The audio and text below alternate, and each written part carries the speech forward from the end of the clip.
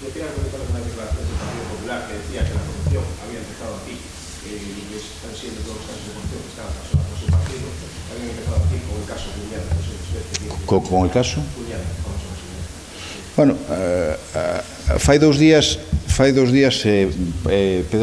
Pablo Crespo estuvo moi dicharachero no Senado nun marco de confianza, ¿no? Donde hai unha maioría absoluta do Partido Popular e, por tanto, nese sentido deixou ben claro quen se financiaba ilegalmente e a través de que medios, non? Por tanto, é verdad, a financiación ilegal, tal e como dice quen foi o responsable económico do Partido Popular, comezou no Partido Popular, aquí en Galicia.